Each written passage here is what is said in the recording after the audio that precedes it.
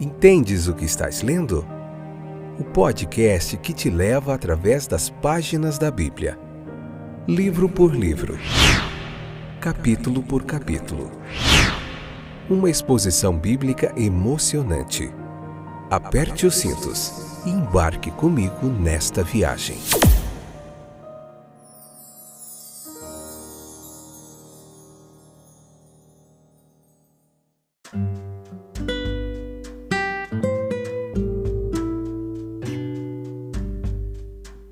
Olá, meus queridos companheiros de viagem através das páginas da Bíblia. Estou de volta, eu sou o Fábio e esse é mais um excepcional, fantástico, fora de série episódio do podcast Entendes o que estás lendo, Números capítulo 2, episódio de número 509. Essa é a 7ª temporada onde a gente está vendo o livro de Números no Antigo Testamento, capítulo por capítulo, aqui de uma forma muito dedicada para você, uma interpretação histórico-gramatical. A gente tem feito esse estudo sequencial, capítulo por capítulo, uma espécie de uma pregação expositiva, e temos muita coisa boa aí para você que gosta de estudar a Bíblia, de teologia, você que gosta de aprender mais sobre arqueologia, geografia, história, os fatos marcantes ali da história do povo de Israel, da Igreja de Cristo. Você tem aqui o livro de Gênesis, o livro de Êxodo, o livro de Números, Gênesis, Êxodo, Levítico, né? Números está começando agora. A gente tem Evangelho de João, Evangelho de Lucas e Evangelho de Marcos prontinho, todos os capítulos aí disponíveis para você. Mais de 500 episódios, 14 países, 5 continentes. Temos ouvintes aí nos acompanhando. Que Deus abençoe grandemente a vida de vocês. Espero que esteja tudo bem. Chega de introdução, vamos lá. Leia o capítulo 2 do livro de Números e vem para cá, convida mais gente. E vamos lá, que a nossa jornada não para. Embora às vezes a gente fique um pouquinho cansado, mas Deus tem nos dado ânimo e coragem. A gente quer ir até o finalzinho. A gente está no 7º livro, falta só mais 59 livros da Bíblia para a gente terminar os 66. Falta pouco, bem pouco, hein? Então veja que os filhos de Israel no deserto, eles eram uma figura ou parábola divinamente moldada da Igreja de Cristo.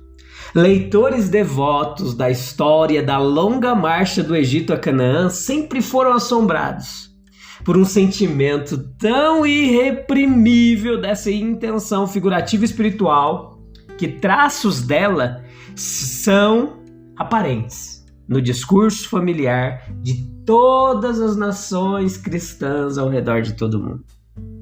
Veja que os cristãos em todos os lugares eles falam sobre redenção da escravidão, o deserto deste mundo, a jornada no deserto, o maná celestial, a rocha dos séculos fendida para mim, a terra da promessa, visões da terra melhor, atravessar o Jordão. Todas essas figuras elas estão presentes ainda hoje.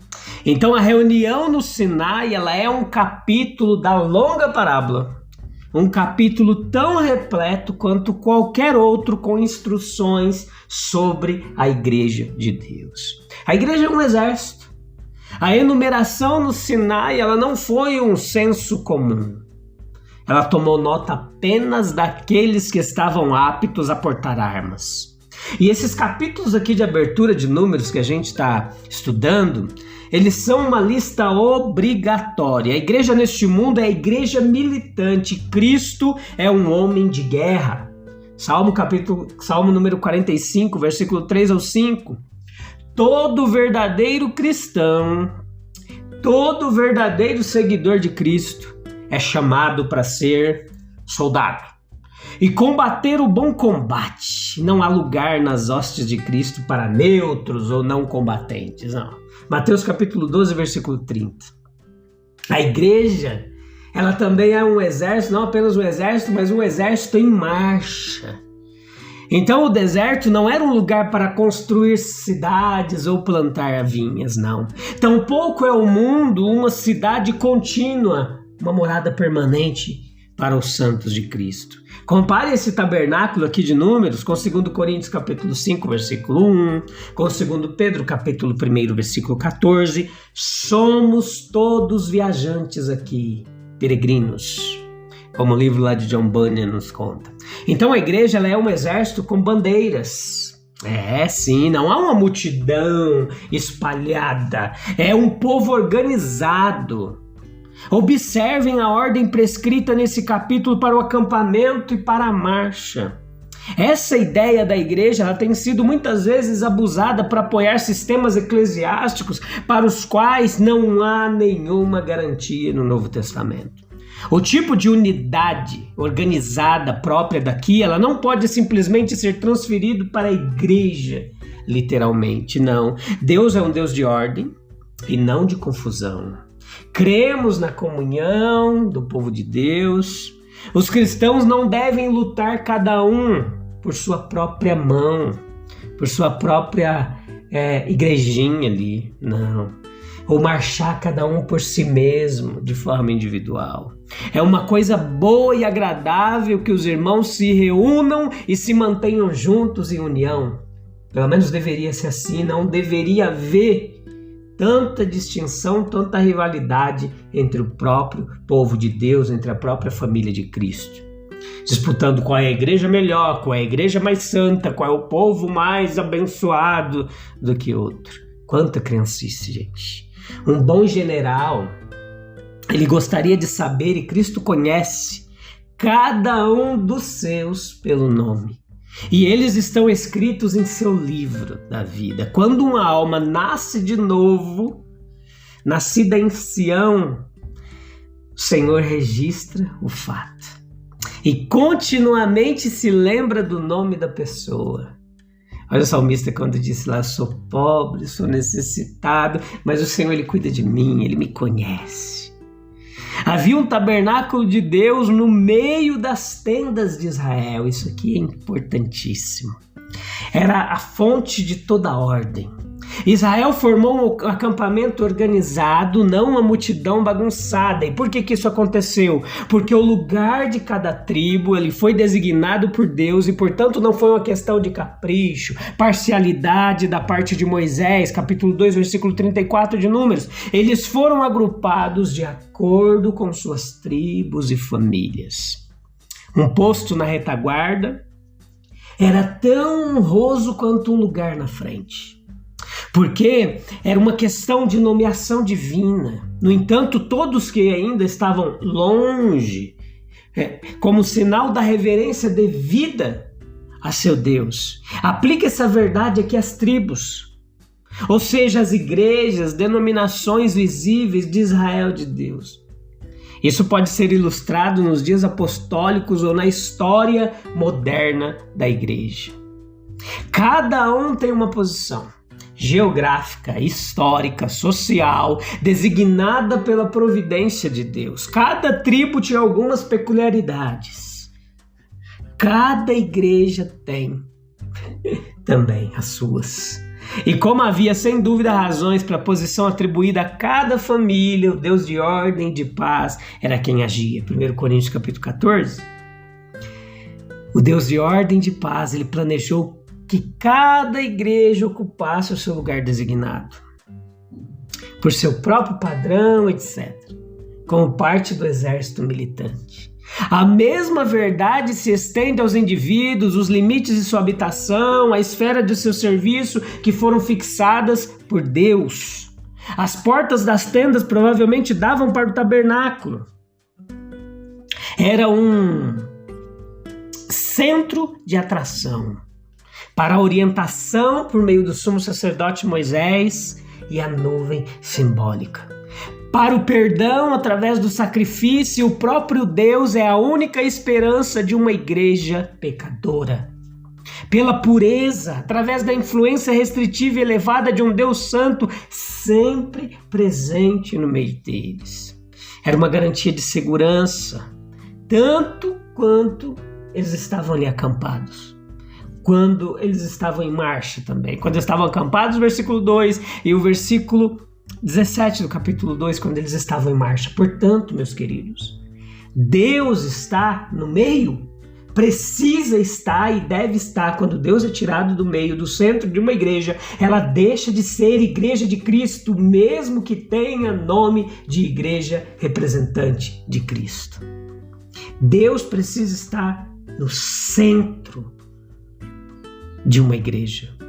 No centro, Deus está no meio dos tabernáculos do Altíssimo, os lares de seu povo. Deuteronômio capítulo 4, versículo 7, Romanos capítulo 8, versículo 31. Ele está em nosso meio como um leão para aterrorizar nossos inimigos. Oséias capítulo 11, versículo 10, como um fogo para alumiar e proteger. Isaías capítulo 4, versículo 5, como um homem de guerra para lutar por nós. Isaías capítulo 49, versículo 25 e 26, Números capítulo 23, versículo 21.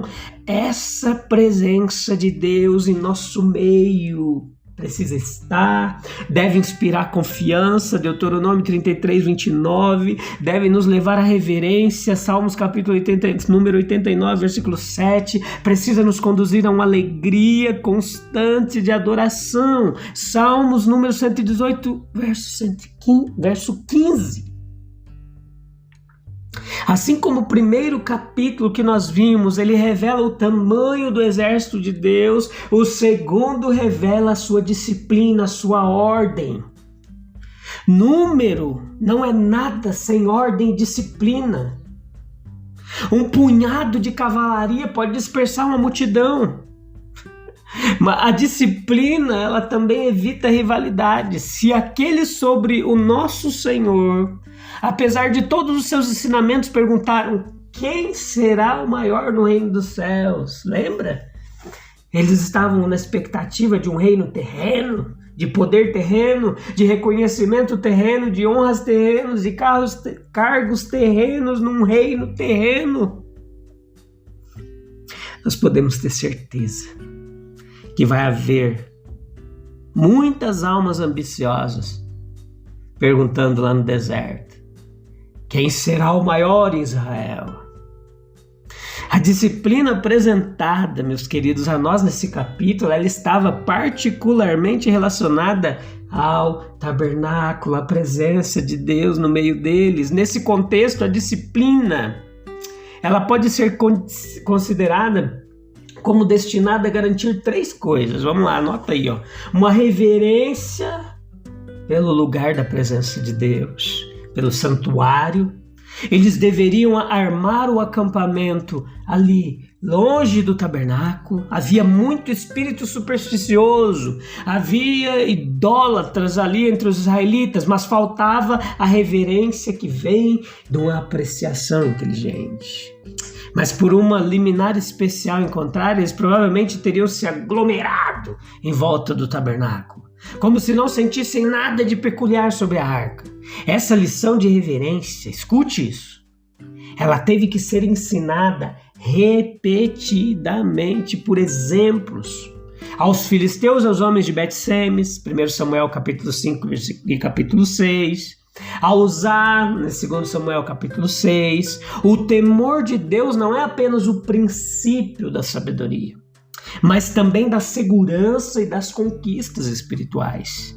Coisa terrível é cair nas mãos do Deus vivo. Os israelitas carregavam consigo algo tão terrível quanto o monte que queimava com fogo. A igreja de Cristo, ela deve haver nela também uma profunda reverência habitual pela presença do Todo-Poderoso. A morte de Ananias e Safira, lá em Atos, ela é uma lição para todas as idades, para toda a igreja de Cristo, quanto ao perigo de esquecer que Deus é severo quando Ele quer marcar a iniquidade. A confiança ela é necessária, mas em nossas abordagens mais ousadas deve haver a mais profunda humildade. Se trabalhássemos nossa guerra espiritual com verdadeira reverência pela grande Trindade acima de nós teríamos mais sucesso em nossos empreendimentos espirituais. Segundo, era para haver uma defesa do santuário. Então não se perca aí. Primeiro, reverência pelo santuário. Segundo, uma defesa pelo santuário. Ele estava no meio. tanto no repouso quanto na marcha. Viajantes em países selvagens, eles se cercam de fogo à noite para afastar as feras. Assim, as tribos ao redor, elas deveriam ser uma defesa para o tabernáculo. A companhia de Judá, ela marchou na frente e Dan ficou na retaguarda.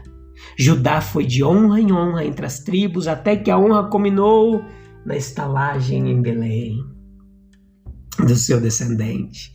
Ruben, embora o mais velho, não foi colocado em primeiro lugar. Veja que instável como a água não te sobressairá, foi o que foi dito a respeito dele. Ele poderia fazer algo apoiando-se em Judá, não é o último, mas não é competente para ser o primeiro. Exatamente todas as razões pelas quais as tribos foram organizadas assim. E não de outra forma. Nós não podemos dizer Jeová tinha disposição soberana sobre o assunto. Não é, portanto, arbitrário ou sem causa. Um comandante não dá razões para a sua estratégia, embora algumas delas possam ser descobertas posteriormente. Deus deu a seu povo para defender o santuário ainda, para lutar fervorosamente pela fé que uma vez por todas foi entregue aos santos, contra o paganismo do velho mundo, contra todo tipo de corrupção na própria cristandade, contra o orgulho da ciência, transgredindo suas fronteiras também.